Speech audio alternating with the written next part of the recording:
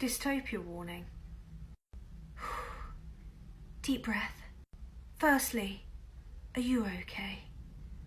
I hope so. Feels very strange sitting here in Tory Britain.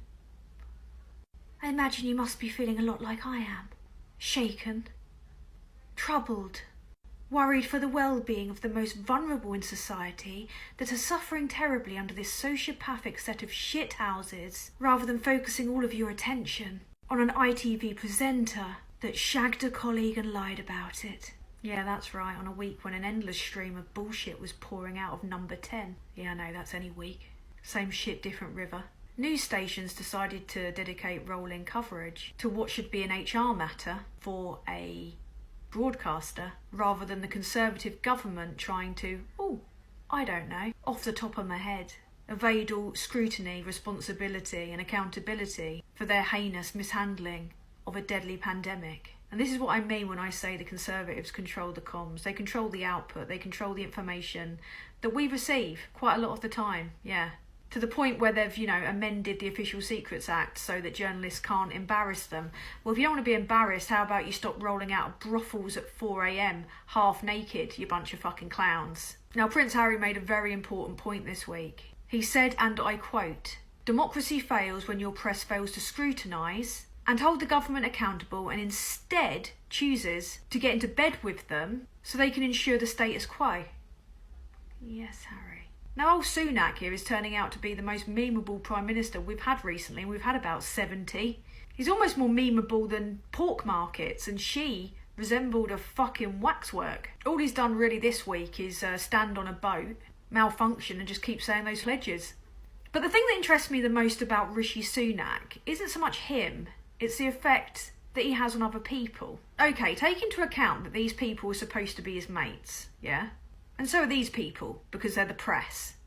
Look at their expressions. They look like they've all been on a hike somewhere, really remote, and they've stumbled across a dead body in a shallow grave. He's like the big-booted Murph repeller, the depressor. Quite fitting as we're, heading into a financial depression. The infinite joy vacuum. Believe it or not, that mad robot's the least of our worries. But I've got a lot to catch up on because I've not been making content for a little while because I've been in a bad place. I don't mean mentally, I mean Britain. And it's been a while, but you know who's next, don't you? That's right, the custard-based sex yeti himself. The man I used to call Fred Westminster but had to stop calling him that because it was offensive to Fred West. Yeah, that's right, the cunty Pat Mustard. Fucking Johnson. So on top of the fact that since leaving Downing Street he's made 4 million from speaking badly at people, he's also missed 187 Commons votes. And a couple of weeks ago he was jetting around America instead of doing his job, which... what fucking use is he? I mean, really? So because he's been jetting around America and he finds it incredibly difficult to keep his addled knob in his pants, I imagine there's going to be a lot of suspicious pregnancies in about 9 months' time, and parts of America are going to start to resemble the village of the fucking damned. A bunch of, shameless babies who can't tell the truth and start demanding ornate wallpaper of their parents, It's going to be weird.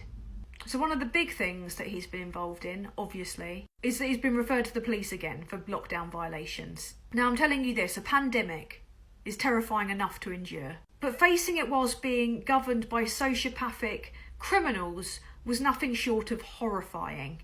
Whilst that bastard danced to ABBA, our NHS workers and care workers died trying to save the lives of the most vulnerable people, which this government sent back into care homes knowingly positive. People died because they'd not replenished stockpiles or listened to pandemic preparedness exercises like Operation Cygnus. Ooh, it was unprecedented. No one knew it was coming. Bullshit.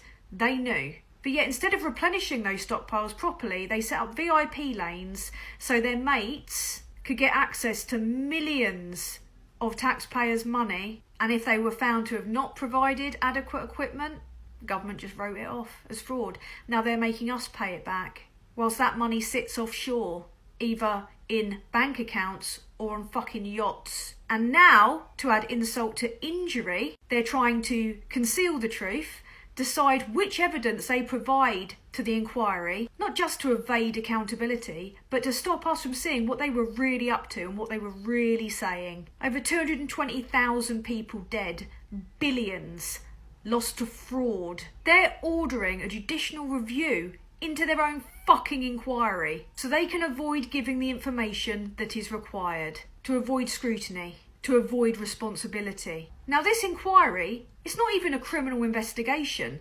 They don't have to implement any of the recommendations of it. They can just ignore the findings, yet they're still trying to cover up. And now him, a multimillionaire, is being told he'll lose legal funding that's been given to him so he can lie and try and get away with the fact that he bullshit the entire country regarding Partygate. 12.5 grand a year. That's the cut-off point for legal aid for you and me. So far, he's taken over £250,000 of public money. Sunak's handed that to him to try and get out of being held accountable. You might remember that I've told you in the past about this donor, the wife of Putin's ex-minister.